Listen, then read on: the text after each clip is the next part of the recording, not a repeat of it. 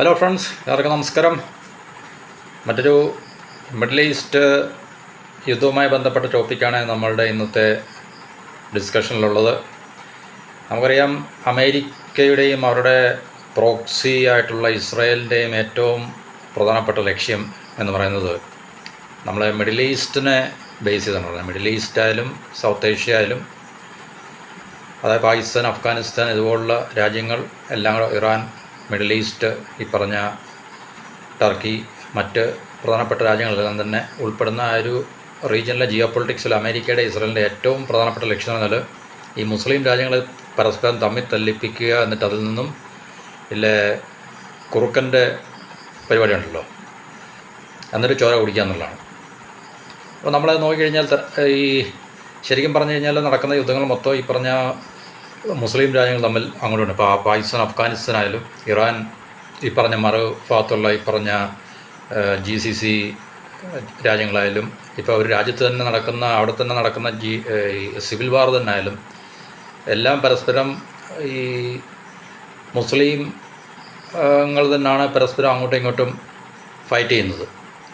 ഇനിയിപ്പം പിന്നെ Iran Iraq വാറുണ്ടായി, നമ്മൾ കണ്ടാണ്. അതിനുശേഷം ഈ പറഞ്ഞ കോൺഫ്ലിക്ട്സുകളെല്ലാം തന്നെ നമ്മൾ നോക്കിക്കഴിഞ്ഞാൽ അവരുടെ ഉദ്ദേശം എന്ന് പറഞ്ഞു കഴിഞ്ഞാൽ ഈ പറഞ്ഞ രാജ്യങ്ങൾ തമ്മിൽ പരസ്പരം തമ്മിൽ തല്ലിക്കുക, എന്നിട്ട് ആ റീജിയണൽ അവരുടെ ഹെജിമോണി അല്ലെങ്കിൽ അവരുടെ സർവാധിപത്യം, അപ്രമാദിത്യം അവിടെ എന്താ പറയുന്നത് ഊട്ടിയുറപ്പിക്കുക എന്നുള്ളതാണ് അവരുടെ ലക്ഷ്യം. ഓക്കെ, അപ്പോൾ നമുക്കറിയാം, കഴിഞ്ഞ വർഷം ഇസ്രായേൽ ഖത്തറിൽ ഒരു പിന്നെ ബോംബിങ് നടത്തിയതിന് ശേഷം ആണ് നമ്മൾ ഈ പറഞ്ഞ ഗൾഫിലുള്ള മിഡിൽ ഈസ്റ്റിലുള്ള രാജ്യങ്ങൾ, പ്രത്യേകിച്ച് GCCയിലുള്ള രാജ്യങ്ങൾ ഒക്കെ തന്നെ അവരുടെ ഈ നിലനിൽക്കുന്ന അല്ലെങ്കിൽ നിലവിലുള്ള സെക്യൂരിറ്റി റിലേഷൻസിനെ കുറിച്ചൊക്കെ തന്നെ വളരെ കൂലങ്കഷമായിട്ട് റീതിങ്ക് ചെയ്യാനുള്ളൊരു സാഹചര്യം ഉടലെടുക്കുന്നത്. എന്ന് പറഞ്ഞാൽ ഇസ്രായേൽ ഓരോ ദിവസം കഴിയുന്തോറും അവരുടെ പിന്നെ ഈ അഗ്രഷൻ്റെ അല്ലെങ്കിൽ ആക്രമണത്തിൻ്റെ രീതികൾ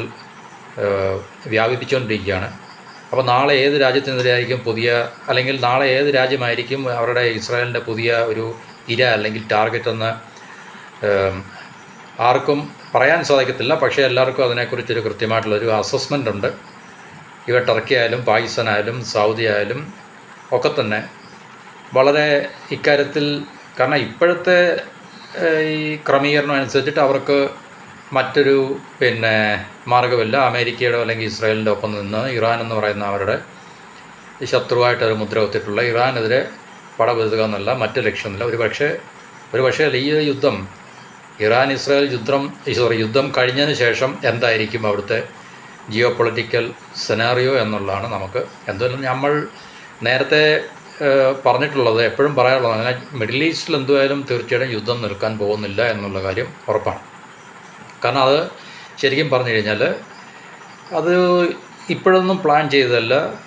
ഇപ്പോൾ ഇസ്രായേലിൻ്റെ ഫോർമേഷൻ 1948 1948 ഇസ്രായേൽ ഫോം ചെയ്തത് അല്ലെങ്കിൽ രൂപീകരിക്കപ്പെട്ടത്. അതിനുശേഷമല്ല, അതിന് എത്രയോ വർഷങ്ങൾ മുമ്പായിട്ട് ഈ പറഞ്ഞ ഈ മിഡിൽ ഈസ്റ്റിലെ ഈ പറഞ്ഞ സിയോണിസ്റ്റുകളുടെ ഒരു വലിയ സാമ്രാജ്യം ഉണ്ടാക്കിയെടുക്കുക എന്നുള്ളത്, അവർ അതിൻ്റെ ബ്ലൂ പ്രിൻ്റ് തയ്യാറാക്കുക, അല്ലെങ്കിൽ അതെല്ലാം അവർ അതിൻ്റെ ഡ്രാഫ്റ്റുകളെല്ലാം ഉണ്ടാക്കി കഴിഞ്ഞിട്ട് 1800 തുടങ്ങിയാണ് ശരിക്കും പറഞ്ഞ ഈ ഒരു പ്രോസസ്സ് എന്ന് പറഞ്ഞു കഴിഞ്ഞാൽ. അത് ഇസ്രായേലിൻ്റെ ഇസ്രായേൽ എന്ന് പറഞ്ഞൊരു രാജ്യത്തെ, ആർട്ടിഫിഷ്യലായിട്ടുള്ള രാജ്യത്തെ ഇവിടെ കൊണ്ട് നിർമ്മിച്ചെടുത്തു എന്നുള്ള 1948 സംഭവിച്ചെന്ന് മാത്രമേ ഉള്ളൂ. പക്ഷേ അതിന് എത്രയോ കാലം മുൻപായിട്ട് ഈ പറഞ്ഞ അവരുടെ ഈ ഒരു പദ്ധതി, അതിൻ്റെ ബ്ലൂ പ്രിൻ്റ് അല്ലെങ്കിൽ അതിൻ്റെ ഒരു ഡ്രാഫ്റ്റൊക്കെ അവരെന്നെ ഉണ്ടാക്കിയിട്ടുണ്ട്. അപ്പോൾ അതുകൊണ്ട് തീർച്ചയായിട്ടും ഇസ്രായേൽ എന്ന് പറയുന്ന, നമ്മളിപ്പം ഇസ്രായേലിനൊരു രാജ്യമായിട്ട് ആണ് കരുതുന്നത്. പക്ഷേ ഇസ്രായേൽ ഒരു രാജ്യമല്ല, അത് ബ്രിട്ടീഷ് അമേരിക്കൻ ഇമ്പീരിയലിസത്തിൻ്റെ ഒരു ഔട്ട്പോസ്റ്റാണ്, ഔട്ട്റീച്ചാണെന്ന് നമുക്ക് ജിയോ പൊളിറ്റിക്സ് അറിയുന്നവർക്ക് മനസ്സിലാകും. അത് ഇസ്രായേൽ അല്ല എന്നുള്ള കാര്യം നമുക്ക് കൃത്യമായിട്ട് മനസ്സിലാകും. അത് ജൂതന്മാർക്ക് സ്വസ്ഥമായി പോയി ജീവിക്കാൻ വേണ്ടി ഉണ്ടാക്കിയെടുത്ത ഒരു രാജ്യമൊന്നുമില്ല തീർച്ചയായിട്ടും. എന്നുവെച്ചാൽ ബ്രിട്ടീഷ് അമേരിക്കൻ ഇമ്പീരിയലിസം അല്ലെങ്കിൽ അവരുടെ സാമ്രാജ്യത്വം മിഡിൽ ഈസ്റ്റിൽ റിസോഴ്സിൻ്റെ മുകളിൽ, മിഡിൽ ഈസ്റ്റ് മാത്രമല്ല അതിൻ്റെ ലക്ഷ്യം, സെൻട്രൽ ഏഷ്യ, യൂറേഷ്യ ഒക്കെ തന്നെ ലക്ഷ്യമാക്കി അവരുടെ എന്നുവെച്ചാൽ മറ്റവരെ ഒപ്പോസ് ചെയ്യാൻ ഇപ്പം ബ്രിട്ടീഷ് അമേരിക്കൻ ആംഗ്ലോ അമേരിക്കൻ സിസ്റ്റമാണ് ഞാൻ പറയുന്നത്. എന്നാൽ ബ്രിട്ടൻ കഴിഞ്ഞ് ഇപ്പോൾ അമേരിക്കയുടെ പേരിലാണല്ലോ നമ്മൾ ഈ പറഞ്ഞ സാമ്രാജ്യം പറയപ്പെടുന്നത്. അമേരിക്കൻ സാമ്രാജ്യം എന്നല്ല പറയപ്പെടുന്നത്. ഇപ്പോൾ നമ്മൾ ബ്രിട്ടീഷ് സാമ്രാജ്യം എന്ന് പറയത്തില്ല. പക്ഷേ രണ്ടും ഒന്ന് തന്നെയാണ്. കാരണം ബ്രിട്ടീഷ് സാമ്രാജ്യത്തിൻ്റെ അടുത്ത ഒരു എന്താണ് പറയുന്നത് ട്രാൻസ്ഫോർമേഷനാണ്, അല്ലെങ്കിൽ അടുത്തൊരു അതിൻ്റെ ഒരു പരിണാമമാണ് അമേരിക്കൻ എംപയർ എന്നുള്ളതായിരുന്നു. അതിൻ്റെ ഹെഡ് ക്വാർട്ടേഴ്സോ അല്ലെങ്കിൽ ഓപ്പറേഷണൽ എന്താണ് പറയുന്നത് ഹെഡ് ക്വാർട്ടേഴ്സൊക്കെ മാറിയിട്ടുണ്ട് എന്നുള്ള ഒരു വ്യത്യാസമില്ലാതെ ഇതിൻ്റെയൊക്കെ പിന്നിൽ അന്ന് ഉള്ളതെന്ന് പഴയ ഗ്ലോബൽ പവേഴ്സൊക്കെ തന്നെയാണ് ശരിക്കും. ഓക്കെ, അപ്പോൾ അവരുടെ ഈ പറഞ്ഞ ഈ മേഖലയിൽ അവരുടെ ശക്തി അല്ലെങ്കിൽ വെച്ചാൽ മറ്റൊരു ശക്തിയും റഷ്യയുടെ നേതൃത്വത്തിലോ, പ്രത്യേകിച്ച് റഷ്യയാണ് അവരുടെ ഹിസ്റ്റോറിക്കലായിട്ടുള്ള ട്രഡീഷണലായിട്ടുള്ള അവരുടെ റൈവൽ എന്ന് പറയുന്നത്. കാരണം ബ്രിട്ടൻ ഒരു ഭാഗത്തും റഷ്യ മറു ഭാഗത്തും ആണ്. എന്നുവെച്ചാൽ റഷ്യയുടെ നേതൃത്വത്തിൽ ഒരിക്കലും ഈ ബ്രിട്ടനെ അല്ലെങ്കിൽ ബ്രിട്ടീഷ് അമേരിക്കൻ സിസ്റ്റത്തെ വെസ്റ്റേൺ എന്ന് നമ്മൾ പറയുന്ന അറ്റ്ലാന്റിക് പവേഴ്സാണ്, അറ്റ്ലാന്റിക് പവേഴ്സ്. അപ്പോൾ അതിനെ എതിർക്കുവാൻ വേണ്ടി ഒരിക്കലും ഒരു സാമ്രാജ്യ ശക്തി അല്ലെങ്കിൽ ശക്തി ഉണ്ടാകരുത് എന്നുള്ള ഒരു ലക്ഷ്യത്തോടു കൂടിയാണ് അവർ അന്ന് മുതൽ ഇന്ന് വരെയുള്ള ജിയോ പൊളിറ്റിക്കൽ ഈ പറഞ്ഞ എന്താണ് പറയുന്നത് മാനിപ്പുലേഷൻസ് അതിൻ്റെ എല്ലാ രീതിയിലുള്ള ചെസ് ഗ്രാൻഡ് എന്താണ് പറയുന്നത് അതിന് പറയുന്നത് ഗ്രാൻഡ് ചെസ് ബോർഡ് എന്നാണ് പറയുന്നത്. അപ്പോൾ ഈ ചെസ് ബോർഡിലേക്ക് കളികൾ നടന്നുകൊണ്ടിരിക്കുന്നത് ഗ്രേറ്റ് ഗെയിം എന്ന് തന്നെയാണ് പറയുന്നത്. റഷ്യയും ബ്രിട്ടനും ഒരു രണ്ട് ഭാഗത്തായിട്ട് നിന്നിട്ടുണ്ട്.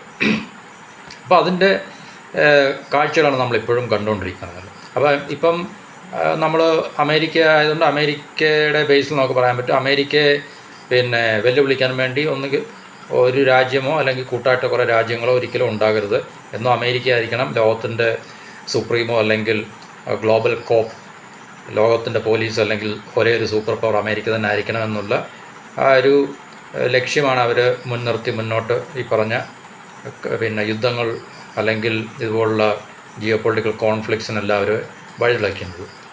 അപ്പോൾ അതിൻ്റെ ഭാഗമായിട്ടാണ് നമ്മൾ മിഡിൽ ഈസ്റ്റിലെ കോൺഫ്ലിക്റ്റുകളും കാണുന്നത് എന്നുള്ളതാണ്. എന്നുവെച്ചാൽ റഷ്യയും ചൈനയും ഇപ്പോൾ വളരെ ശക്തമായിട്ട് നിന്നുണ്ട് യുറേഷ്യൻ കോണ്ടിനെൻ്റൽ വലിയൊരു സാമ്രാജ്യം ഉണ്ടാക്കാനുള്ള. എന്നുവെച്ചാൽ ഈ അമേരിക്കയും ബ്രിട്ടനൊക്കെ അവർ ട്രഡീഷണലി മാരിടൈം പവേഴ്സാണ്. മാരിടൈം പവേഴ്സ് കടൽ ശക്തികളാണ്, സമുദ്ര ശക്തികളാണ് മാരിടൈം.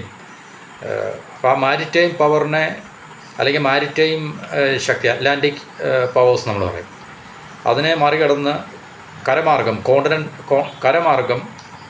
ഈ പറഞ്ഞ വലിയൊരു സാമ്രാജ്യം ഉണ്ടാക്കിയെടുക്കുക എന്നുള്ളതാണ്. അത് റഷ്യക്ക് ഇപ്പോൾ ഒറ്റയ്ക്ക് സാധിക്കത്തില്ല. അതിന് റഷ്യയും ചൈനയും അതിൻ്റെ സബ് ആയിട്ട് തീർച്ചയായിട്ടും ഇറാനെ പോലുള്ള രാജ്യങ്ങളോ അല്ലെങ്കിൽ ഇന്ത്യയെ പോലുള്ള രാജ്യങ്ങൾ, ഇന്ത്യക്ക് ഡിസിസീവായിട്ടുള്ളൊരു സ്റ്റാൻഡ് ഉണ്ടോ എന്ന് നമുക്ക് തോന്നുന്നില്ല. കാരണം ഇന്ത്യ അമേരിക്കയുടെയും കൂടെ ഉണ്ട്, റഷ്യയുടെയും കൂടെ ഉണ്ട്, ചൈനയുടെയും കൂടെ ഉണ്ട്, എല്ലാവരുടെയും കൂടെ ഉണ്ട് എന്നുള്ള സ്റ്റാൻഡിലാണ് ഇന്ത്യ പോകുന്നത്.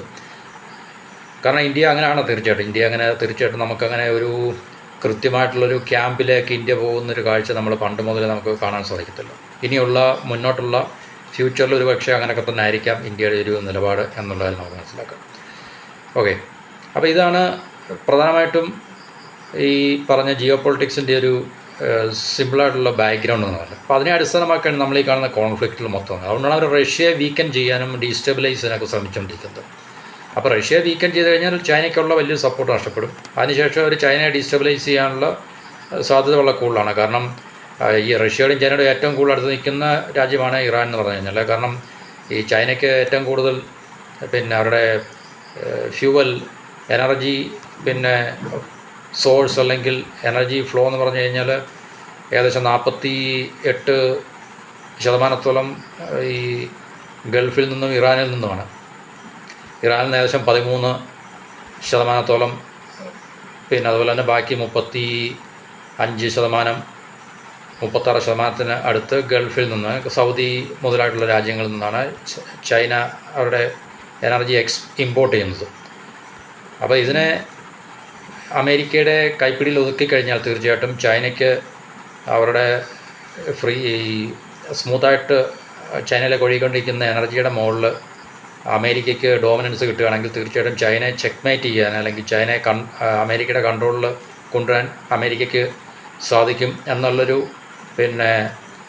എന്താണ് പറയുന്നത് ഒരു തന്ത്രത്തിൻ്റെ അടിസ്ഥാനത്തിലാണ് ഇപ്പം ഇറാനെതിരെ ഈ പറഞ്ഞ പടയൊരുക്കം നടത്തുന്നതും ഇറാനെ അമേരിക്കയും ഇസ്രയേലും ചേർന്നിട്ട് അവരുടെ കൈപ്പിടിയിൽ ഒതുക്കാൻ ശ്രമിക്കുന്നുണ്ട്. അപ്പോൾ അങ്ങനെയാണെങ്കിൽ തീർച്ചയായിട്ടും ചൈനയ്ക്ക് ഉള്ള ഒരു, കാരണം ഈ ചൈനയുടെ ഇക്കണോമിക് റൈസ് എന്ന് വെച്ചാൽ സാമ്പത്തികമായിട്ടുള്ള ഏകദേശം ഇനിയും വലിയ അന്തരമൊന്നുമില്ല അമേരിക്കയും ചൈനയും തമ്മിൽ. നമ്മൾ സാമ്പത്തിക ഒരു ഈ രണ്ട് രാജ്യങ്ങൾ തമ്മിലുള്ള സമ്പദ് വ്യവസ്ഥയുടെ ശക്തി നോക്കിക്കഴിഞ്ഞാൽ ചൈന അമേരിക്കയുടെ അടുത്തുകൊണ്ടിരിക്കുകയാണ് തീർച്ചയായിട്ടും. അപ്പോൾ അത് ചൈനയുടെ ഇക്കണോമിക് റൈസിനെ തരണമെങ്കിൽ തീർച്ചയായിട്ടും ചൈനയിലേക്ക് ഈ അമേരിക്ക നിയന്ത്രിക്കുന്ന ആ ഒരു ജിയോ പൊളിറ്റിക്കൽ സംവിധാനത്തിന് വെളിയിൽ ചൈന എൻജോയ് ചെയ്തുകൊണ്ടിരിക്കുന്നത്. ഇപ്പം അവർ ശരിക്കും എന്താണ് പറയുന്നത്, ഉള്ള ആക്സസ് ഉള്ള എനർജിയുടെ ആക്സസ് ചൈനയ്ക്കുള്ള ആ ആക്സസിനെ കട്ട് ഓഫ് ചെയ്യുക എന്നുള്ളതാണ് അമേരിക്കയുടെ ലക്ഷ്യം. അപ്പോൾ അങ്ങനെയാണെങ്കിൽ തീർച്ചയായിട്ടും ചൈനയ്ക്ക് അവരുടെ സമ്പദ് വ്യവസ്ഥയുടെ വളർച്ചയെ പിന്നെ ഒത്തിരി എന്താണ് പറയുന്നത്, കാരണം ഇപ്പോൾ വെനിസുലയുടെ എനർജി അമേരിക്ക ടേക്ക് ഓവർ ചെയ്തു. ഇനിയിപ്പം അമേരിക്ക പറയുന്ന പോലെ അല്ലെങ്കിൽ അമേരിക്കയുടെ ഇഷ്ടം അനുസരിച്ച് ഏത് രാജ്യങ്ങളിലൊക്കെ എനർജി പോകണമെന്ന് അമേരിക്കയ്ക്ക് നിയന്ത്രിക്കാൻ അല്ലെങ്കിൽ അവർക്ക് അതിൻ്റെ ടേംസ് ആൻഡ് കണ്ടീഷൻസ് കഴിയും. അപ്പോൾ ചൈന വെനിസുലയായിട്ട് നല്ല ബന്ധമുണ്ടായിരുന്ന ഓയിൽ ഇഷ്ടംപോലെ കിട്ടിക്കൊണ്ടിരിക്കുന്ന ഒരു രാജ്യമായിരുന്നു. അപ്പോൾ അത് അവിടെ ആ വഴി അടഞ്ഞു. അത് കഴിഞ്ഞിപ്പം ഇറാനാണ്. ഇപ്പോൾ റഷ്യയുമായിട്ടുള്ള റഷ്യയിൽ നിന്നും ചൈനയ്ക്ക് കിട്ടിക്കൊണ്ടിരിക്കുന്നത് നമുക്കറിയാം. യുദ്ധം തുടങ്ങിയതിന് ശേഷം ഇന്ത്യയും ചൈനയുമാണ് റഷ്യയിൽ നിന്ന് കൂടുതൽ ഓയിൽ വാങ്ങിച്ചുകൊണ്ടിരുന്ന രണ്ട് രാജ്യങ്ങൾ. അപ്പോൾ ഇന്ത്യ കണ്ണുരുട്ടിയും സമ്മർദ്ദത്തിലാക്കിയും പേടിപ്പിച്ചും ഭീഷണിപ്പെടുത്തിയും ഒക്കെ തന്നെ അവരുടെ വരുതിയിലാക്കുവാൻ അമേരിക്കയ്ക്ക് കഴിഞ്ഞിട്ടുണ്ട്. പക്ഷേ ചൈനയെ അവരുടെ വരുതിയിലാക്കുവാൻ അവരുടെ ആ ഒരു എന്താണ് പറയുന്നത് ഭീഷണിക്കൊന്നും വഴങ്ങാതെ ചൈന ഇറാനിൽ നിന്നും റഷ്യയിൽ നിന്നുമൊക്കെ തന്നെ വൻതോതിലുള്ള എനർജി അവർ വാങ്ങിച്ചുകൊണ്ടിരിക്കുകയാണ്. അവർക്ക് വൻതോതിലുള്ള പെട്രോളിയം ക്രൂഡിൻ്റെ റിസർവും ഉണ്ട് ചൈനയ്ക്ക്. അതുപോലെ തന്നെ ഈ പറഞ്ഞ റിന്യൂവബിൾ എനർജിയുടെയൊക്കെ തന്നെ വൻതോതിലുള്ള വിപ്ലവകരമായിട്ടുള്ള മാറ്റങ്ങൾ ചൈനയിൽ മാറിക്കൊണ്ടിരിക്കുകയാണ്. അപ്പോൾ അങ്ങനെയൊക്കെ ഉള്ള ചൈനയെ തീർച്ചയായിട്ടും ഇതുപോലെ മുമ്പോട്ട് വിട്ടു കഴിഞ്ഞാൽ അവരുടെ ഇക്കണോമിക്കായിട്ടുള്ള സാമ്പത്തികമായിട്ടുള്ള വളർച്ച ചൈനയ്ക്ക് വലിയ വെല്ലുവിളിയാകും എന്നുള്ള കാര്യം അമേരിക്കയ്ക്ക് അന്നേ തിരിച്ചറിയാമായിരുന്നു. അപ്പോൾ അതിൻ്റെ ഭാഗമായിട്ടാണ് ചൈനയിലേക്കുള്ള ഈ പറഞ്ഞ സ്മൂത്തായിട്ടുള്ള ഫ്രീ എനർജി അല്ല, സ്മൂത്തായിട്ടുള്ള എനർജി ഫ്ലോയുടെ ആക്സസ് കട്ട് ഓഫ് ചെയ്യുക എന്നുള്ളതാണ് തീർച്ചയായിട്ടും ഈ യുദ്ധത്തിൻ്റെ ഏറ്റവും പ്രധാനപ്പെട്ടൊരു വശം കൂടെ എന്ന് പറയുന്നത്. അപ്പോൾ നമ്മൾ ജിയോ പൊളിറ്റിക്സിൽ എപ്പോഴും നമുക്ക് കോൺട്രാഡിക്ഷൻസ് കാണാൻ പറ്റും. കാരണം നമ്മളിപ്പം ചൈനയുടെ ഏറ്റവും വലിയൊരു സുഹൃത്ത് രാജ്യമാണ് പാകിസ്ഥാൻ എന്ന് പറയുമ്പോഴും പാകിസ്ഥാൻ നിൽക്കുന്നത് ഇപ്പോൾ ഈ ചൈന ഏറ്റവും കൂടുതൽ സപ്പോർട്ട് ചെയ്യുന്ന ഇറാൻ്റെ ഓപ്പോസിറ്റ് ക്യാമ്പിലുള്ള സൗദിയുടെയും അമേരിക്കയ്ക്കും ഒപ്പമാണ് പാകിസ്ഥാൻ നിൽക്കുന്നത്. അപ്പോൾ ജിയോ പൊളിറ്റിക്സിൽ നമുക്ക് എപ്പോഴും ഇതുപോലുള്ള കോൺട്രാഡിക്ഷൻസ് വൈരുദ്ധ്യങ്ങൾ നമുക്ക് കാണാൻ പറ്റും. അതിനെ നമുക്ക് ഏത് രീതിയിൽ നമുക്കതിൻ്റെ ആ ഒരു എന്താണ് പറയുന്നത് ഇക്വേഷൻസ് അല്ലെങ്കിൽ ഫോമുലൊക്കെ നമുക്ക് അതിനെ ഫിഗർ ഔട്ട് ചെയ്യാൻ പറ്റുമെന്ന് ചോദിച്ചാൽ നമുക്കത് പറ്റത്തില്ല. കാരണം എല്ലാ രാജ്യങ്ങൾക്കും അവരായിട്ടുള്ള താല്പര്യങ്ങളുണ്ട്. ആ താല്പര്യങ്ങളെ സംരക്ഷിക്കാൻ വേണ്ടി ആയിരിക്കും അവർ ഈ പറഞ്ഞ ഗ്യാമ്പിളിലെല്ലാം ഏർപ്പെടുന്നതാണല്ലോ. അപ്പോൾ ഇവിടെ നമ്മൾ പറയാൻ പോകുന്നത് ഈ സൗദിയും പാകിസ്ഥാനും തമ്മിൽ ഈ ഖത്തറിൽ ഇസ്രായേൽ അറ്റാക്ക് നടന്നതിന് ശേഷം സൗദിയും പാകിസ്ഥാനും തമ്മിൽ സ്ട്രാറ്റജിക് മിലിറ്ററി എഗ്രിമെൻ്റ് എന്ന് പറയും. എന്നുവെച്ചാൽ തന്ത്രപരമായിട്ടുള്ള എന്നുവെച്ചാൽ അത് രണ്ട് രാജ്യങ്ങൾ തമ്മിൽ ഏർപ്പെടാൻ പറ്റുന്ന ഏറ്റവും ടോപ്പായിട്ടുള്ള ഒരു ട്രീറ്റിയാണ് അല്ലെങ്കിൽ എഗ്രിമെൻ്റാണ്. സൈനികപരമായിട്ടുള്ള എഗ്രിമെൻ്റാണ്. എന്നുവെച്ചാൽ പരസ്പരം അങ്ങോട്ടും ഇങ്ങോട്ടും അവർക്ക് ഏതെങ്കിലും തരത്തിലുള്ള അറ്റാക്ക് മറ്റൊരു രാജ്യത്തിൻ്റെ ഭാഗത്തുനിന്ന് ഉണ്ടായിക്കഴിഞ്ഞാൽ സൈനികപരമായിട്ടുള്ള ഇടപെടലും സഹായങ്ങളും ഈ രാജ്യം കൊടുക്കും. ഉദാഹരണത്തിന് സൗദിയും പാകിസ്ഥാനും തമ്മിലായതുകൊണ്ട് സൗദി ഏതെങ്കിലും രാജ്യം ആക്രമിക്കുകയാണെങ്കിൽ ഇത് അവർക്ക് ഈ ട്രീറ്റി ആക്ടിവേറ്റ് ചെയ്യാൻ സാധിക്കും. ഈ പറഞ്ഞ പരസ്പരം ഒപ്പുവെച്ചിട്ടുള്ള ട്രീറ്റി അല്ലെങ്കിൽ ഈ പറഞ്ഞ കരാർ അവർ ആക്ടിവേറ്റ് ചെയ്യുകയാണെങ്കിൽ ഏതെങ്കിലും രാജ്യം. അപ്പം ഇപ്പോൾ യുദ്ധം ഇറാനും ആയിട്ട് നടന്നുകൊണ്ടിരിക്കുകയാണ്. അപ്പോൾ തീർച്ചയായിട്ടും സൗദിക്ക് ഏത് സമയത്തും വേണമെങ്കിൽ ഈ ട്രീറ്റി ആക്ടിവേറ്റ് ചെയ്ത് കഴിഞ്ഞാൽ പാകിസ്ഥാന് തീർച്ചയായിട്ടും അത് ഈ ഒബ്ലിഗേഷൻ ഉണ്ട് കരാറനുസരിച്ചിട്ട്.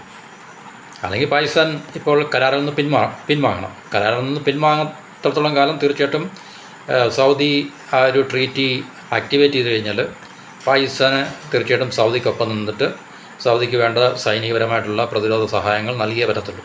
അതെല്ലാ രാജ്യങ്ങളും തമ്മിലുള്ള ട്രീറ്റി അങ്ങനെയാണല്ലോ തീർച്ചയായിട്ടും.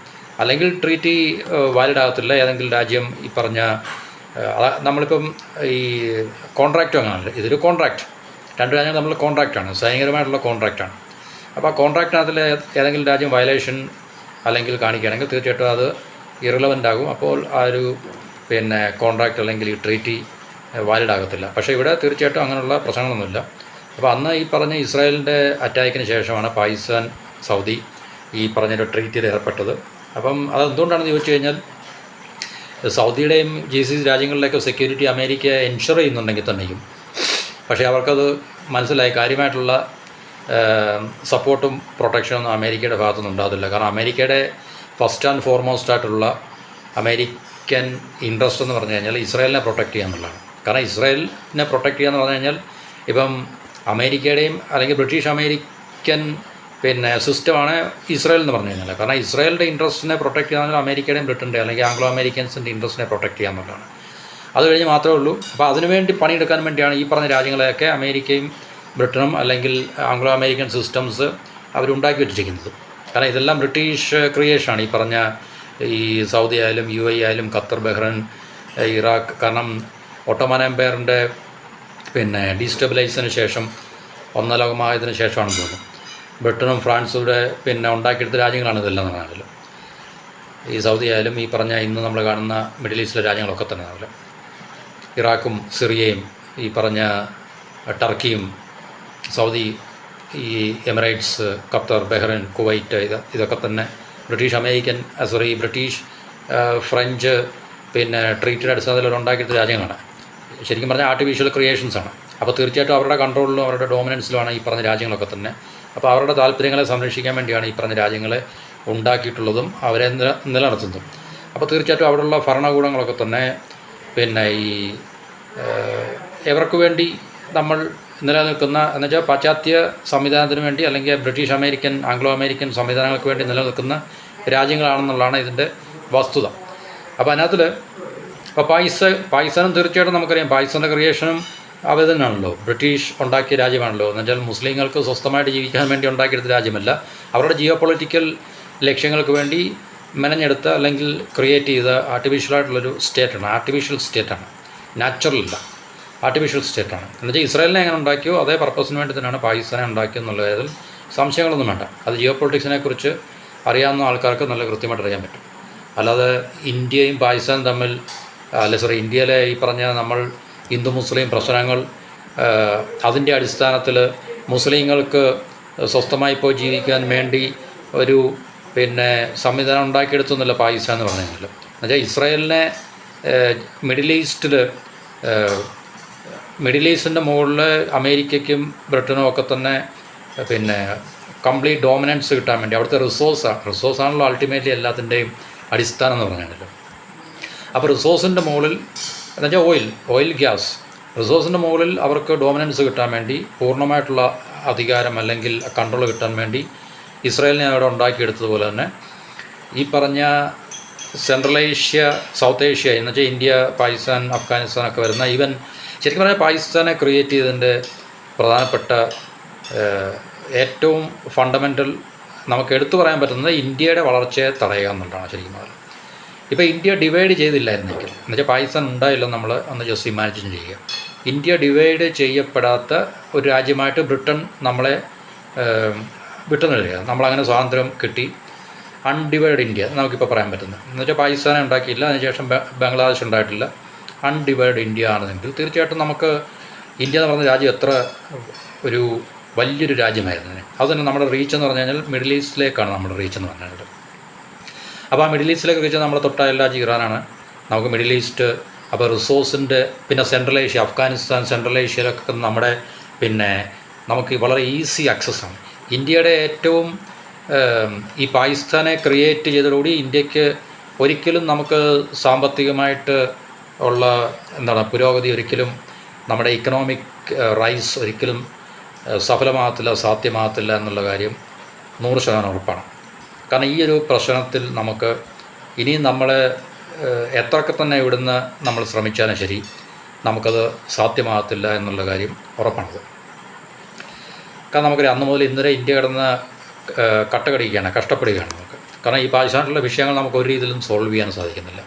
നമ്മൾ പവർ പാരിറ്റിയിൽ നമ്മൾ മുൻപിലാണെങ്കിൽ തന്നെ കൺവെൻഷനലായിട്ടുള്ള പവറിൽ ഇന്ത്യക്ക് പാകിസ്ഥാനേക്കാൾ അപ്പർ ഹാൻഡ് ഉണ്ടെങ്കിൽ തന്നെ ഇതുവരെ നമുക്ക് പാകിസ്ഥാനെ ഒരു രീതിയിലും നിലയ്ക്ക് നിർത്താനോ അല്ലെങ്കിൽ നമുക്ക് ആക്രമിച്ച് കീഴ്പ്പെടുത്താനോ ഒന്നും തന്നെ നമുക്ക് സാധിക്കും. ബൈലാറ്ററലി നമുക്ക് കഴിയും. പാകിസ്ഥാനെ നമുക്ക് യുദ്ധം ചെയ്ത് തോൽപ്പിക്കാനും തീർച്ചയായിട്ടും നമുക്ക് പിടിച്ചെടുക്കാൻ സാധിക്കും, ഇല്ലെന്ന് പറയുന്നില്ല. പക്ഷേ ജിയോ പൊളിറ്റിക്കലി അതൊരിക്കലും സാധ്യമല്ല. അത് മറ്റേ പവേഴ്സ്, ചൈന ഉൾപ്പെടെ, റഷ്യ ഉൾപ്പെടെ, അമേരിക്ക ഉൾപ്പെടെ ഈ പറഞ്ഞ രാജ്യങ്ങളൊന്നും തന്നെ അത് സാധ്യമാക്കി തരത്തില്ല. നമുക്കൊരു ഇഞ്ച് ഭൂമി പോലും നമുക്ക് പിടിച്ചെടുക്കാൻ സാധിക്കത്തില്ല എന്നുള്ള കാര്യം 100% ഉറപ്പാണ്. അത് ഇന്ത്യക്ക് ശക്തിയില്ലാത്തതുകൊണ്ടല്ല, അത് ജിയോ പൊളിറ്റിക്കലി അവർ സമ്മതിക്കത്തില്ല. അവർ തീർച്ചയായിട്ടും ഈ പറഞ്ഞ രാജ്യങ്ങളെല്ലാം തന്നെ ഒറ്റക്കെട്ടായിട്ട് ഇപ്പോൾ നാളെ ഇന്ത്യ പാകിസ്ഥാനോട് യുദ്ധം ചെയ്ത് പിടിച്ചെടുക്കാന്നിരിക്കട്ടെ, ഇവൻ ഇപ്പോൾ ഒക്കായാലും അല്ലെങ്കിൽ പാകിസ്ഥാൻ്റെ ഇപ്പോൾ പാകിസ്ഥാൻ്റെ എന്ന് പറയുന്ന ഭൂമി നമ്മൾ പിടിച്ചെടുക്കുകയാണെങ്കിൽ തന്നെ അല്ല അതിനുള്ള ശ്രമം ഒരു ലാർജ് സ്കെയിൽ ഫുൾ ഫ്ലഡ്ജ് വാറിൽ കൂടെ, കാരണം തീർച്ചയായിട്ടും നമുക്കറിയാം അങ്ങനെ യുദ്ധം ഉണ്ടാകുകയാണെങ്കിൽ തന്നെ ഒരു 2 weeks to 1 month ടൈം ഫ്രെയിമിൽ ഇന്ത്യക്ക് തീർച്ചയായും പാകിസ്ഥാനെ കോൺക്വർ ചെയ്യാൻ സാധിക്കും. ഒരുപക്ഷെ ഇന്നത്തെ അവസ്ഥയിൽ ഒരുപക്ഷെ വളരെ ഈസി ആയിരിക്കും. കാരണം പാകിസ്ഥാൻ ഇത്രയും ഇക്കണോമിക്കലി സാമ്പത്തികമായിട്ട് ഇത്രയും പരാധീനതയൊക്കെ നേരിടുന്നൊരു സമയം കൂടെ ആകുമ്പോൾ തീർച്ചയായിട്ടും അത് നമുക്ക് ഈ ഒരു ഈസി ടാസ്ക് എന്നല്ല, യുദ്ധം ചെയ്ത് പിടിച്ചെടുക്കാനുള്ള ഈസി ടാസ്ക് അല്ല, എന്നാലും നമുക്ക് തീർച്ചയായിട്ടും അത് കഴിയും എന്നുള്ള കാര്യത്തിൽ സംശയമൊന്നുമില്ല. പക്ഷേ ജിയോ പൊളിറ്റിക്കലി അത് സാധ്യമല്ല. കാരണം തീർച്ചയായിട്ടും അമേരിക്കയും ഈവൻ റഷ്യ പോലും ഒരുപക്ഷെ എന്നും കാരണം സമ്മതിക്കുമെന്ന് നമുക്ക് തോന്നുന്നില്ല നിശബ്ദമായിട്ട്. കാരണം ഇന്ത്യയുടെ റീച്ച് നമ്മൾ ഇപ്പം ഉള്ളതിനേക്കാളും മുമ്പോട്ട് നമ്മൾ ഈ റീച്ച് നമുക്ക് എക്സ്പാൻഡ് ചെയ്യുമ്പോൾ തീർച്ചയായിട്ടും അത് മറ്റു രാജ്യങ്ങൾക്കെല്ലാം വലിയൊരു ചലഞ്ചസ് ഉണ്ടാക്കിയിരിക്കുന്നു. അവരുടെ എല്ലാം ജിയോ പൊളിറ്റിക്സിനെ അത് ചലഞ്ച് ചെയ്യുന്ന രീതിയിലായിരിക്കും. അപ്പോൾ ഞാൻ നേരത്തെ വന്നിട്ടുണ്ട്, കാരണം ഇന്ത്യ പാകിസ്ഥാനോട് യുദ്ധം ചെയ്ത് ഈ പറഞ്ഞ ഏതെങ്കിലും നമ്മൾ ജിയോഗ്രഫിക്കലി അഡ്വാൻസായിട്ട് നമുക്ക് മുമ്പോട്ട് പോകുകയാണെന്നിരിക്കട്ടെ, ഇതിനകത്തിൽ വളരെ ഒറ്റക്കെട്ടായിട്ട് നിൽക്കുന്ന രാജ്യങ്ങൾ, ഇതിനകത്തിലെ സ്റ്റേക്ക് ഹോൾഡേഴ്സ് കാശ്മീർ ഉൾപ്പെടെയുള്ള ഈ പറഞ്ഞ പ്രദേശങ്ങൾ, ചൈന, അഫ്ഗാനിസ്ഥാൻ തലത്തിൽ ഒഴിവാക്കി നിർത്താം, China, Pakistan, America, Russia. America എന്ന് പറയുമ്പം അമേരിക്കയുടെ നേതൃത്വത്തിലുള്ള പാശ്ചാത്യ സംവിധാനങ്ങളാണ്, നാറ്റോ എന്ന് പറയുന്ന ആ സംവിധാനം. അത് ബ്രിട്ടനും ഫ്രാൻസും എല്ലാം തന്നെ വരും. ഈ മിഡിൽ ഈസ്റ്റിലെ സൗദി, UAE, ഖത്തർ, ബഹ്റൈൻ, അതൊക്കെ ചെറിയ രാജ്യങ്ങളാണ്, വലിയ ഇമ്പോർട്ടൻസ് ഇല്ല. എന്നാൽ തന്നെയും GCC രാജ്യങ്ങളിലെ ടർക്കി, ഈവൻ ഇറാൻ പോലും ഒരുപക്ഷെ ഈ ഇന്ത്യയുടെ ഈ ഒരു ജിയോഗ്രഫിക്കൽ അഡ്വാൻസ്മെൻറ്റ് നമ്മൾ നടത്തുകയാണെങ്കിൽ അതിനെ ഒപ്പോസ് ചെയ്യാൻ സാധ്യതയുള്ള ഇത്രയും രാജ്യങ്ങൾ കട്ടായം നമുക്കെതിരെ നിൽക്കുന്നുള്ള അത് സംശയങ്ങളൊന്നുമില്ല. അപ്പോൾ ഇന്ത്യയെ സംബന്ധിച്ച് അങ്ങനെ വലിയൊരു തടസ്സം ഇപ്പോഴും ഉണ്ട്. ഇത്രയും വർഷങ്ങളായിട്ടും 19 വർഷം നമ്മൾ സ്വാതന്ത്ര്യം കിട്ടിയിട്ടും. അപ്പോൾ അതുകൊണ്ടുള്ള ചൈന ഇപ്പോൾ തീർച്ചയായിട്ടും, കാരണം ഈ ഗ്ലോബൽ ഈ ഇൻ്റർനാഷണൽ വാട്ടേഴ്സ് എല്ലാം അമേരിക്കയുടെ നേവൽ ഫോഴ്സിനാൽ ശക്തമാണ്. കാരണം മറ്റാർക്കും തന്നെ അവിടെ യാതൊരു രീതിയിലുള്ള 1 ഇഞ്ച് സ്ഥലം പോലും അവർക്ക് അവരുടെ ഡോമിനൻസ് എന്ത് ചൈനയ്ക്കും പറ്റത്തില്ല, റഷ്യയ്ക്കും ഇല്ല, ഈ ഇന്ത്യക്കും അവരുടെ പോക്കറ്റ്സിലൊക്കെ തന്നെ ചില എന്താണ് പറയുന്നത്, ചില നാടകങ്ങൾ കളിക്കാമെന്നല്ലാതെ നമ്മൾ ലോകത്തിലെ ഗ്ലോബൽ മാരിടൈം പവറായിട്ട് അമേരിക്ക ഇപ്പം നിൽക്കുന്നുണ്ട്. കടലിൽ കൂടെ അവരുടെ ടേംസ് ആൻഡ് കണ്ടീഷനിലുള്ള ഒരു പരിപാടി നടക്കത്തില്ല. അപ്പോൾ അതിനെ മറികടന്ന് കരമാർഗം വലിയൊരു ട്രേഡ് ഇക്കണോമിക് എന്ന് പറയുന്നത് ഇൻ്റഗ്രേഷൻ അപ്പോൾ അതിനുവേണ്ടിയാണ് ചൈന അവരുടെ ബെൽറ്റ് ആൻഡ് റോഡിൽ കൂടെ ഒക്കെ നോക്കിക്കൊണ്ടിരിക്കുന്നത്. അപ്പോൾ അത് തന്നെ വളരെ ബുദ്ധിമുട്ടായിട്ട് ചൈന ഇപ്പോൾ ഫേസ് ചെയ്യുന്ന പരിപാടിയാണ്. അപ്പോൾ അതിനെല്ലാം സബോട്ടേജ് ചെയ്യുക, അട്ടിമറിക്കുക എന്നുള്ള ഇതിൻ്റെ അടിസ്ഥാനത്തിലാണ് ഇപ്പോൾ ഈ പറഞ്ഞ യുദ്ധങ്ങളെല്ലാം നടന്നുകൊണ്ടിരിക്കുന്നത്. ഓക്കെ, അപ്പോൾ ഇവിടെ നമ്മൾ പാകിസ്ഥാനും സൗദിയും തമ്മിലുള്ള മിലിറ്ററി എഗ്രിമെൻ്റ് കാര്യമാണ് പറയുന്നത്. ഒത്തിരി സബ്ജക്റ്റ് ഡൈവേർട്ട് ചെയ്ത് പോകും, അപ്പോൾ അതിൻ്റെ അടിസ്ഥാനത്തിൽ ഇപ്പോൾ നമ്മൾ കേൾക്കുന്ന വാർത്ത എന്ന് പറഞ്ഞാൽ പാകിസ്ഥാൻ്റെ സൈന്യം സൗദിയിൽ എത്തിയിട്ടുണ്ട് എന്നുള്ളതാണ് നമ്മൾ ഈ റിപ്പോർട്ടുകൾ കൂടെ മനസ്സിലാക്കുന്നത്. ഏകദേശം 23,000-ഓളം സൈനികർ പാകിസ്ഥാൻ്റെ സൗദി അറേബ്യയിൽ എത്തിയിട്ടുണ്ട്. അപ്പോൾ അത് ഈ യുദ്ധത്തിൻ്റെ ഒരു പശ്ചാത്തലത്തിലാകുമ്പം അത് അതിൻ്റെ ഡൈനാമിക്സ് ഏത് രീതിയിലായിരിക്കുമെന്ന് നമുക്കിപ്പോൾ പറയാൻ സാധിക്കത്തില്ല. എന്തിനായിരിക്കും എന്നുള്ളത് നമുക്കറിയത്തില്ല. ഇപ്പോൾ ഓൾറെഡി അവർ തമ്മിൽ സൈനിക കരാറുകളുണ്ട്. അപ്പോൾ അതിൻ്റെ അടിസ്ഥാനത്തിൽ തീർച്ചയായിട്ടും സൗദി ഇത് ആവശ്യപ്പെടുകയാണെങ്കിൽ, കാരണം സൗദി ഇപ്പോൾ ഇറാനിൽ നിന്നും ആക്രമണങ്ങൾ നേരിട്ടുകൊണ്ടിരിക്കുന്ന രാജ്യമാണല്ലോ, അപ്പോൾ തീർച്ചയായിട്ടും സൗദിക്ക് അത് ആ ട്രീറ്റി ആക്ടിവേറ്റ് ചെയ്യാൻ സാധിക്കും. ട്രീറ്റി ആക്ടിവേറ്റ് ചെയ്തു എന്നതിൻ്റെ അടിസ്ഥാനത്തിലാണ് പാകിസ്ഥാൻ ഇപ്പോൾ ഏകദേശം പാകിസ്ഥാൻ്റെ 23,000-ഓളം സോൾജിയേഴ്സും അതുപോലെ തന്നെ 10-18 അവരുടെ F-16 ഫൈറ്റർ എയർക്രാഫ്റ്റും കുറേ സപ്പോർട്ടിങ് എയർക്രാഫ്റ്റും ഒക്കെ തന്നെ ഒരു കോണ്ടിൻജൻറ്റ് സൗദിയിൽ എത്തിയിട്ടുണ്ട്. അവരുടെ കിങ് അബ്ദുൽ അസീസ് എയർബേസിൽ പാകിസ്ഥാൻ എത്തിയിട്ടുണ്ട്, അവരുടെ സൈനികരുമായിട്ട് എത്തിയിട്ടുണ്ട് എന്നുള്ളതാണ് നമുക്ക് ഇപ്പോൾ മനസ്സിലാക്കാൻ കഴിയുന്ന ഏറ്റവും ലേറ്റസ്റ്റ് ആയിട്ടുള്ള റിപ്പോർട്ടാണ്. അപ്പോൾ ഇത് രണ്ടും ഈ രാജ്യങ്ങളും തമ്മിലുള്ള സൈനിക കരാറിൻ്റെ അടിസ്ഥാനത്തിലാണ്. അപ്പോൾ യുദ്ധം അവസാനിപ്പിക്കാൻ വേണ്ടി കഴിഞ്ഞ ദിവസം ഇസ്ലാമാബാദിൽ ഈ അമേരിക്കയും ഇറാനും തമ്മിലെ ചർച്ചകൾ പ്രോഗ്രസ് ചെയ്യുന്നുണ്ടായിരുന്നു. പക്ഷേ അതിനു മുമ്പ് തന്നെ തീർച്ചയായിട്ടും പാകിസ്ഥാൻ്റെ സൈനികർ ആദ്യം 10,000 ഇപ്പോൾ 13,000 എത്തിയിട്ടുണ്ടെന്നാണ്. മൊത്തം 23,000 പാകിസ്ഥാൻ്റെ സോൾജേഴ്സ് അവിടെ സൗദിയിൽ എത്തിയിട്ടുണ്ട്. അപ്പോൾ ഇരു രാജ്യങ്ങളും തീർച്ചയായിട്ടും അതിനെക്കുറിച്ച് കൃത്യമായിട്ടുള്ള വിവരമൊന്നും പറയാനില്ല. എന്തിനായിരിക്കും ഈ പറഞ്ഞ പാകിസ്ഥാൻ്റെ ട്രൂപ്സിൻ്റെ ഡിപ്ലോയ്മെൻറ്റ്? കാരണം നമുക്ക് തീർച്ചയായിട്ടും അറിയാം, വെറുതെ ഇത്രയും കാരണം ഇത്രയും ട്രൂപ്സിനെ അവിടെ കൊണ്ട് ഡിപ്ലോയ് ചെയ്യാന്ന് പറഞ്ഞു കഴിഞ്ഞാൽ നിസ്സാര കാര്യങ്ങളല്ല. കാരണം അതിന് പണം മുടക്കാൻ സൗദിക്ക് പണം മുടക്കണം തീർച്ചയായിട്ടും. പൈസ ചിലവൊന്നുമില്ല, പക്ഷേ സൗദിയാക്കി ഇതെല്ലാം ഫണ്ട് ചെയ്യുന്നത് അല്ലെങ്കിൽ ബാങ്ക് റോൾ ചെയ്യുന്നതാണ്. അപ്പോൾ ഇത്രയും സോൾജേഴ്സിനെയും ഇത്രയും വലിയ ഈ 10-18 എയർക്രാഫ്റ്റിനെയൊക്കെ തന്നെ അവർക്ക് അക്കോമഡേറ്റ് ചെയ്യണമെങ്കിൽ, സൈനികമായിട്ട് അവിടെ ഡിപ്ലോയ് ചെയ്യണമെങ്കിൽ തീർച്ചയായിട്ടും നിസ്സാരമായിട്ട് അവർക്കതിനെ നിസ്സാര കാര്യമല്ല. കാരണം അതിനൊക്കെ വൻതോതിലുള്ള ചിലവുകളുള്ള കാര്യമാണ്. അപ്പം തീർച്ചയായിട്ടും ഏതെങ്കിലും രീതിയിലുള്ള ഒരു ബിഗർ സ്ട്രാറ്റജിക് ഗോളില്ലാതെ അല്ലെങ്കിൽ വലിയൊരു ലക്ഷ്യമില്ലാതെ തീർച്ചയായിട്ടും ഇങ്ങനെയുള്ളൊരു ട്രൂപ്പ് മൂവ്മെൻറ്റ് സാധ്യമല്ല എന്നുള്ളത് നമുക്ക് മനസ്സിലാക്കാം. കാരണം ഇത് 1-2 ഒന്നല്ല, ഏകദേശം 23,000-ഓളം വരുന്ന പാകിസ്ഥാൻ്റെ സൈനികർ എന്നല്ല, എയർ ക്രൂസും അവരുടെ ആർമി പേഴ്സണലും ഒക്കെ കൂടെ ആയിരിക്കും, സപ്പോർട്ടിങ് സ്റ്റാഫും എല്ലാം കൂടെ ഉൾപ്പെടുന്നതായിരിക്കും 23,000 എന്ന് പറയുന്നത്. അപ്പോൾ ഇതിൻ്റെ കൃത്യമായിട്ടുള്ള ലക്ഷ്യം എന്താണെന്നുള്ള കാര്യം നമുക്ക് അറിയത്തില്ല. കാരണം ഇറാനെതിരെ പാകിസ്ഥാൻ യുദ്ധം ത്തിലേർപ്പെടുക എന്നുള്ളത് നമ്മളിത് നേരത്തെ പറഞ്ഞാണ്. പാകിസ്ഥാൻ അങ്ങനൊരു കാരണം നമ്മൾ വെച്ച് നോക്കുമ്പോൾ അത് വളരെ ബുദ്ധിമുട്ട് പാകിസ്ഥാൻ നേരിടും. കാരണം ഷിയ പോപ്പുലേഷൻ, അതുപോലെ തന്നെ ചൈന ഫാക്ടർ, ഇതെല്ലാം നോക്കുമ്പോൾ തീർച്ചയായിട്ടും പാകിസ്ഥാൻ അങ്ങനെ ഒരു മിസ്അഡ്വഞ്ചറിനും മുതിരുവോ എന്നുള്ള കാര്യം നമുക്കറിയത്തില്ല. പാകിസ്ഥാൻ ഇറാൻ തമ്മിൽ ഏകദേശം 900 കിലോമീറ്ററിൻ്റെ അതിർത്തി പങ്കിടുന്നുണ്ട്. അപ്പോൾ തീർച്ചയായിട്ടും പാകിസ്ഥാനും ഇറാനും തമ്മിൽ അങ്ങനെ പറയത്തക്ക വലിയൊരു മോശമായിട്ടുള്ള ബന്ധങ്ങളൊന്നുമില്ല. എന്നാലും അത് ഓൺ അഗെയിൻ ഓഫ് അഗെയിൻ എന്നുള്ള രീതിയിലാണ് പോകുന്നത്. പക്ഷേ ഇപ്പം നമുക്കറിയാൻ സാധിക്കുന്നത് ഈ ഒരു ട്രൂപ്പ് മൂവ്മെൻറ്റ് പാകിസ്ഥാനിൽ നിന്നും സൗദിയിലേക്ക് ഉണ്ടായിട്ടുണ്ട്. കഴിഞ്ഞ ദിവസങ്ങളിൽ നമ്മൾ മാർച്ച് അവസാനവും ഏപ്രിൽ ആദ്യവും ഈജിപ്റ്റ്, ടർക്കി, സൗദി, പാകിസ്ഥാൻ ഈ പറഞ്ഞ 4 രാജ്യങ്ങളിലെ വിദേശകാര്യ മന്ത്രിമാർ ആദ്യം റിയാദിലും പിന്നെ ഇസ്ലാമാബാദിലും കറാച്ചിയിലും അവർ ചർച്ചകൾ നടത്തിയിരുന്നു. അപ്പോൾ തീർച്ചയായിട്ടും നമുക്ക് ഈ മിഡിൽ ഈസ്റ്റിലെ ഈ പറഞ്ഞ ഇറാൻ ഇസ്രായേൽ യുദ്ധവുമായിട്ട് ബന്ധപ്പെടുത്തി ഇതുപോലുള്ള ഈ വാർ ഡൈനാമിക്സ് അല്ലെങ്കിൽ ജിയോ പൊളിറ്റിക്കലായിട്ടുള്ള ഒരു കാഴ്ചകൾ വളരെ റാപ്പിഡായിട്ട് നമ്മുടെ കൺമുമ്പിൽ മാറിക്കൊണ്ടിരിക്കുകയാണ്. രാജ്യങ്ങൾ തമ്മിലുള്ള സെക്യൂരിറ്റി, ഞാൻ നേരത്തെ പറഞ്ഞ സെക്യൂരിറ്റി ആർക്കിടെക്ചർ അല്ലെങ്കിൽ സെക്യൂരിറ്റി റിലേഷൻസൊക്കെ തന്നെ വളരെ നമ്മൾ നേരത്തെ കണ്ടതിലും വ്യത്യസ്തമായിട്ടുള്ള മാറ്റങ്ങളാണ് നമുക്ക് കാണുവാൻ സാധിക്കുന്നത്.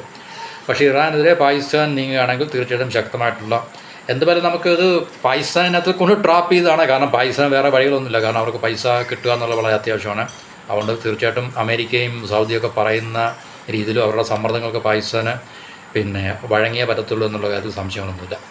അപ്പോൾ തീർച്ചയായിട്ടും പാകിസ്ഥാൻ്റെ ട്രൂപ്സ് സൗദിയിലുള്ളത് കൊണ്ട് ഏതായാലും യുദ്ധം ഇനിയും വീണ്ടും റീസ്റ്റാർട്ട് ചെയ്യുകയാണെങ്കിൽ ഈ പറഞ്ഞ ട്രൂപ്സിനെ ലക്ഷ്യമാക്കി ഇറാൻ്റെ ഡ്രോണുകളും മിസൈലുകളൊക്കെ തന്നെ വരുവാൻ സാധ്യതയുണ്ട്. അപ്പോൾ അങ്ങനെ വന്നു കഴിഞ്ഞാൽ പാകിസ്ഥാൻ പ്രൊവോക്ഡ് ആകും. പാകിസ്ഥാൻ അപ്പോൾ തീർച്ചയായിട്ടും ഇറാനുമായിട്ട് യുദ്ധം ചെയ്യേണ്ടി വരും.